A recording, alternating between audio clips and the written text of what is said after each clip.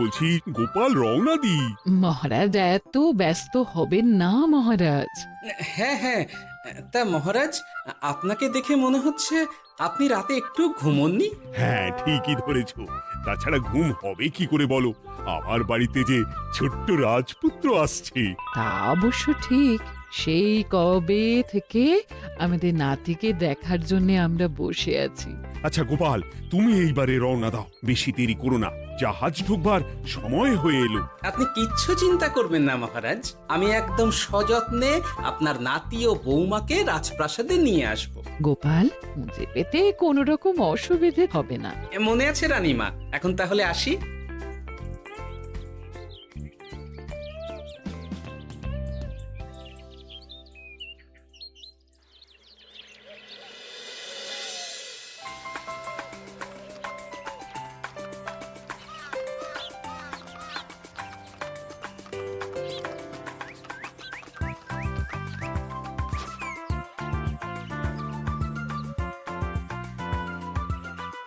এসো এসো বোমা এসো, আরে আমার নাতি বাবু যে।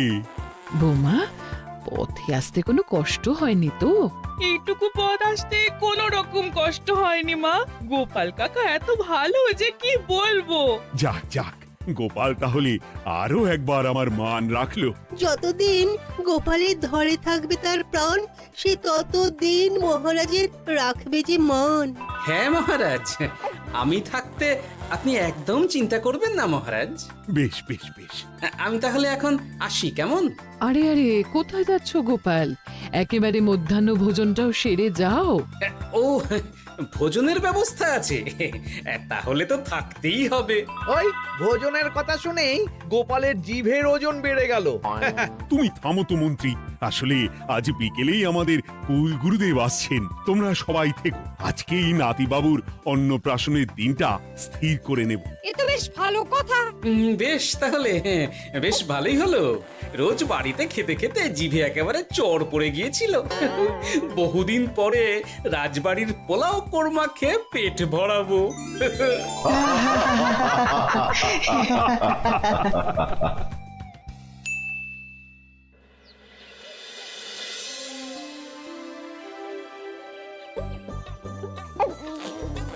বাহ, তোদের নাতির তো ঢের উন্নতি হবে রে, খুব প্রতিপত্তি হবে, নাম যশ সব হবে, কোনো চিন্তা নেই।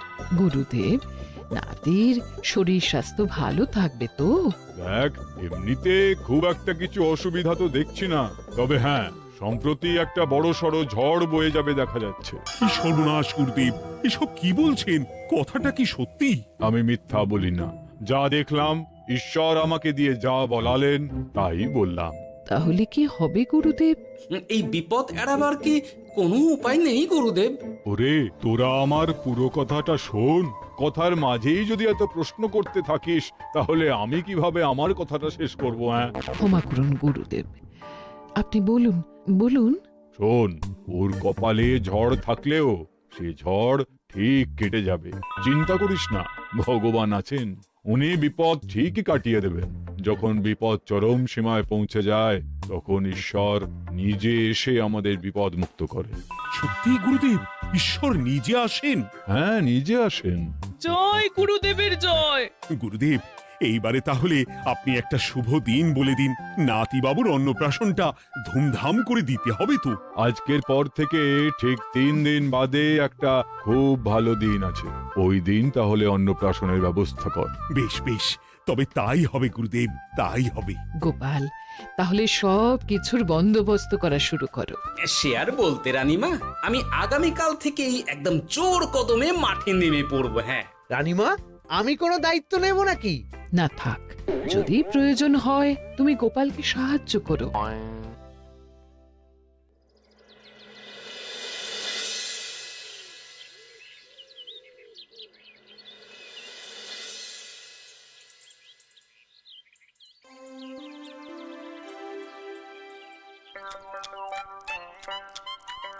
অপূর্ব হয়েছে রান্নাগুলো।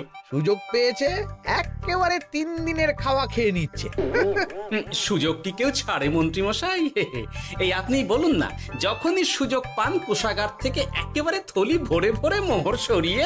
থাক, মুখ বন্ধ করো, আমার ঘাট হয়েছে বলাটা। তুমি বাপু মন প্রাণ ভরে খাও, কেমন? মহারাজ, এইরকম একটা খুশির দিনেও আপনার মুখে হাসি নেই কেন? আসলে নাতিবাবু তো আর 2-1 দিন পরেই চলে যাবে, সেই কারণেই মনটা বড্ড ভারাক্রান্ত হয়ে রয়েছে।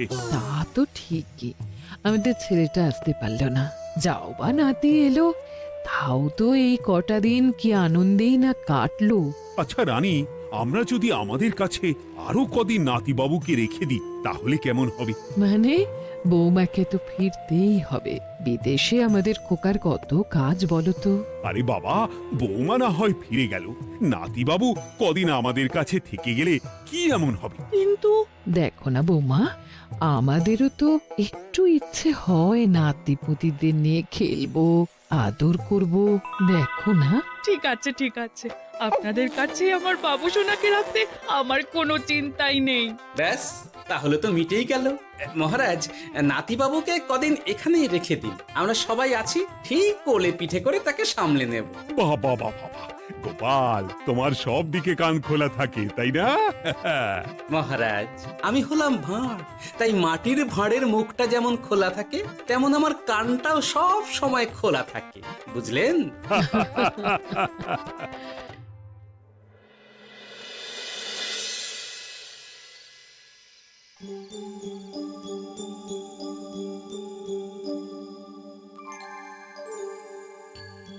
কি ব্যাপার মহারাজ, আপনি এখনো শোননি কেন? শরীর খারাপ করছে নাকি? না রানী, একটা কথা খুব ভাবাচ্ছে বুঝলে। কি কথা মহারাজ? এই যে সেদিন গুরুদেব বললেন না, যখন গভীর বিপদ আসে তখন ঈশ্বর নিজে আসেন বিপদে মোকাবিলা করার জন্য। হ্যাঁ মহারাজ, বললেন তো। আচ্ছা, ঈশ্বর কি বিপদে সত্যিই নিজে আসেন? কিন্তু তিনি নিজে তো বিশাল শক্তিধর, ক্ষমতাবান, তাহলে তিনি নিজে না এসে অন্য কাউকে পরিস্থিতির মোকাবিলা করতে পাঠান না কেন? মহারাজ, ঈশ্বর কখনো কখনো নিজেই হয়তো আসেন, অথবা কখনো কারো দ্বারা বিপদ খণ্ডন করেন। ব্যাপারটা খুবই সহজ মহারাজ। না না, কিন্তু আমার মনে হয়। মহারাজ, আপনার কি মনে হয় আমি জানি না, তবে আমার যা মনে হয় আপনাকে বলেছি। আগামীকাল একবার সভাসদদের প্রশ্নটা করতে হবে, দেখি তারা কি বলে। আগামীকাল সকালে আবার বৌমা ফিরে যাবে।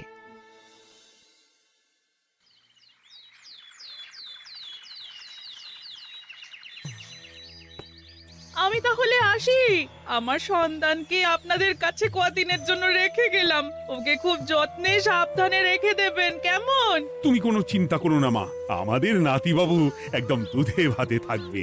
কদিন একটু দেশের মাটিটা চিনে নিক, তারপর না হয় আবার বিদেশে পাড়ি দেবে। এই বলো সোনা।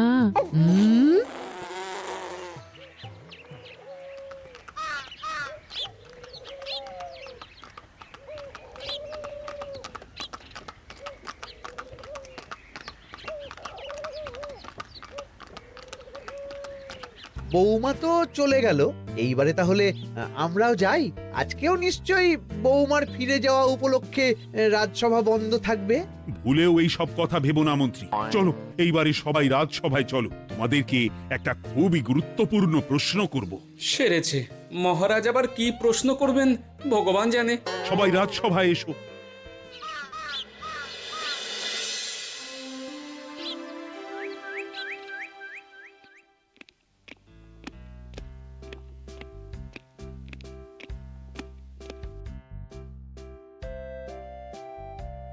আচ্ছা, তোমরা সকলে বলো তো, ঈশ্বর কি সত্যি বিপদ খণ্ডনে এই ধরাধামে অবতীর্ণ হন?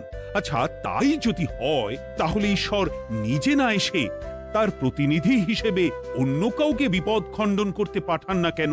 হ্যাঁ হ্যাঁ, ঠিকই তো।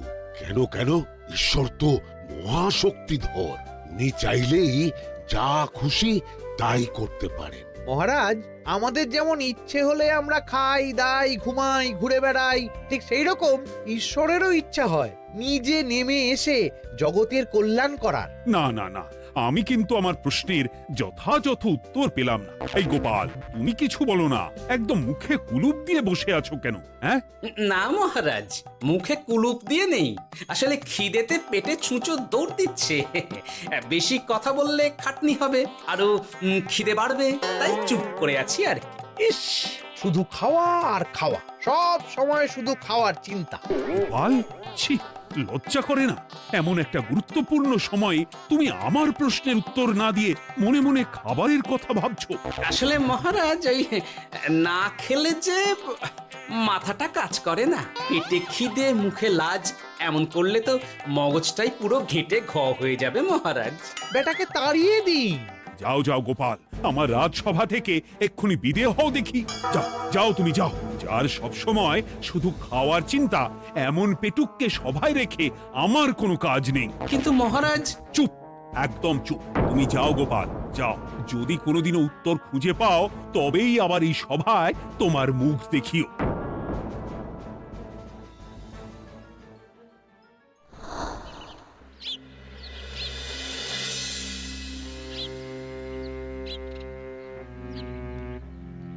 মহারাজ যে এমন সামান্য কারণে আমায় রাজসভা থেকে বার করে দেবেন ভাবতেও পারিনি। এখন কি যে করি, একে তো মাসের শেষ, সংসারে তুমুল টানাটানি।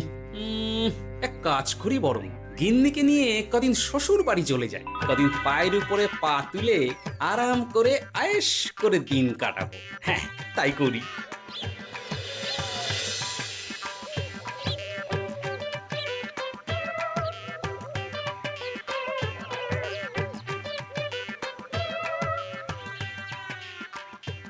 গিন্নি, ও গিন্নি, বলছি কি, ওই শিগগিরই তল্পি তল্পা গুছিয়ে তোমার বাপের বাড়ি চল। এই কটা দিনের জন্য দুজনে ঘুরে আসি, বুঝলে? কি ব্যাপার? তোমার হঠাৎ করে আমার বাপের বাড়ি যাবার হিড়িক কেন? কিছু মতলব আছে নাকি? আমি না তোমার স্বামী? তুমি আমাকে এভাবে বেমক্কা মতলববাজ বলতে পারলে? হ্যাঁ, কোথায় আমি তোমার কথা ভেবে কথাটা বললাম, আর তুমি কি না আমায় স্বামী না স্বামী কে জানে? এই গত 3 মাস ধরে বাপের বাড়ি যাওয়ার কথা বলছি, তুমি তো তখন কানেই নিচ্ছিলে না, এখন হঠাৎ? আচ্ছা আচ্ছা, বুঝেছি বুঝেছি, অনেক ঝগড়াঝাটি হয়েছে, এইবারে তল্পি তল্পা গুছিয়ে চলো, মেলা সময় বয়ে যাচ্ছে। কি এক্ষুনি যাবে নাকি? সন্ধে হয়ে এলো তো। সন্ধে হয়ে এলো তো কি হয়েছে, চলো চলো চলো, শিগগিরই চলো। ঠিক আছে, আমি প্রস্তুত হচ্ছি। তুমি তাহলে একখানা গরুর গাড়ি ডেকে আনোগে, যাও যাও। আরে মিছিমিছি গরুর গাড়ি রাখবো কেন? আরে বাবা, আমরা হেঁটে যাবো, হেঁটে। কি বলছো? এতটা রাস্তা বনের মধ্যে দিয়ে আমরা হেঁটে যাব? হ্যাঁ, শোনো গিন্নি, ওই বাতের ব্যথায় না হাঁটাটা বেশ ভালো, বুঝলে? চলো চলো, দেখবে কোনো রকম অসুবিধে হবে না। হ্যাঁ, আমি তো আছি নাকি? হ্যাঁ,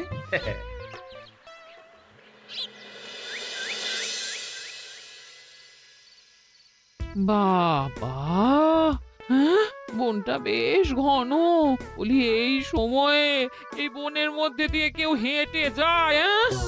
মেলা গজগজ না করে চুপচাপ এসো দেখি।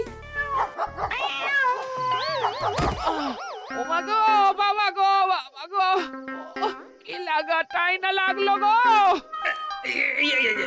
আরে, তোমার থেকে আমার বেশি লেগেছে, যাখানা ধাক্কা মারলে। কি করবো? গিন্নি আমায় ধাক্কা মেরে ফেললো বটে, কিন্তু আজ আমি মহারাজের প্রশ্নের যথাযথ উত্তর পেয়ে গেলাম। বেড়াল ছানাটিকে বাঁচাতে কোনো কিছু না ভেবেই কিভাবে বেড়ালটা ওই বাঘা কুকুরটার দিকে তেড়ে গেল। হ্যাঁ, তার মানে বিপদে পড়লে সন্তানকে বাঁচাতে না, আমাকে এক্ষুনি একবার রাজপ্রাসাদে যেতে হবে, রানীমার সঙ্গে কথা বলতে হবে। আরে আরে আরে আরে, ওদিকে কোথায় চললে গো? ওদিকে তো তোমার শ্বশুর বাড়ি নয়? আরে বাবা, আমার নয়, তোমার শ্বশুর বাড়ির দিকেই আবার যাচ্ছি, বুঝলে? তার মানে আমরা আর যাবো না? না না, পরে যাব, তাড়াতাড়ি এসো দেখিনি। এ কি রে বাবা, লোকটার মাথাটা কি গেছে নাকি? কখন যে কি করছে নিজেরই ঠিক নেই, যত সব।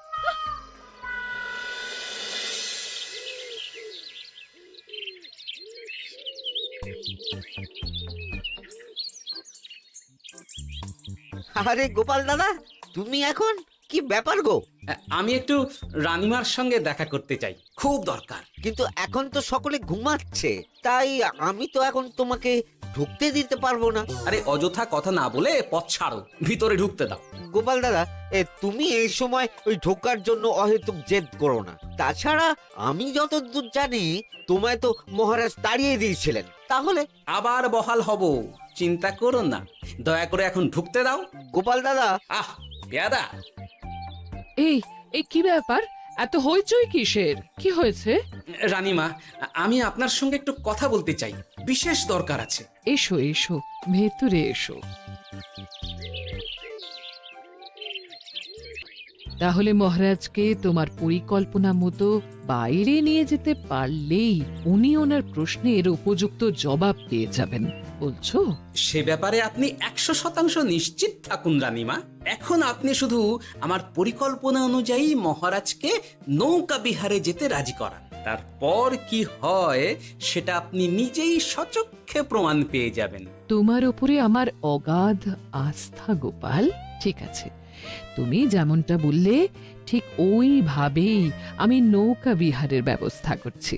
রানীমা, দেখবেন এই পরিকল্পনাটা যাতে কোনোভাবেই পাঁচকান না হয়, তাহলে কিন্তু সব ভেস্তে যাবে। নিশ্চিন্তে থাকো গোপাল, কিচ্ছু হবে না, নিশ্চিন্তে থাকো।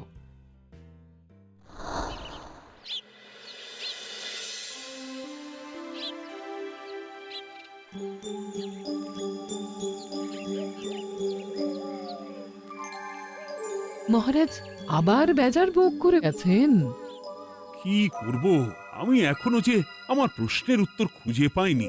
এইভাবে আপনি আর কতদিন মুখ ভার করে বসে থাকবেন শুনে? কি জানি, কিছুই আর ভালো লাগে না যে। বলছি শুনুন না মহারাজ, নাতিকে নিয়ে চলুন না, আমরা একটু নৌকা বিহারে যাই, তাহলে ওরও ভালো লাগবে আর আপনার মনটাও বেশ অন্যরকম হবে। ঠিক আছে, তাহলে চলো একটু নৌকা বিহার করে আসি।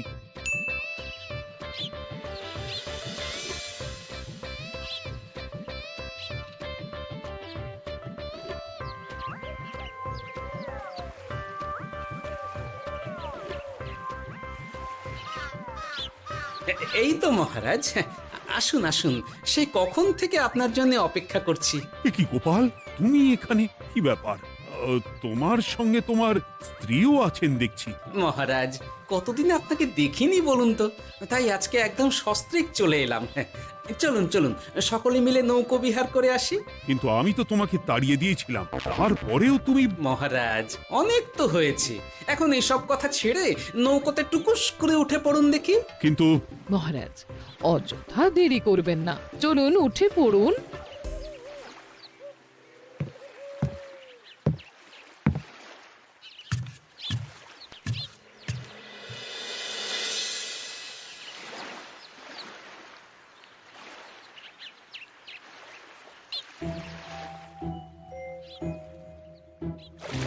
এ কি?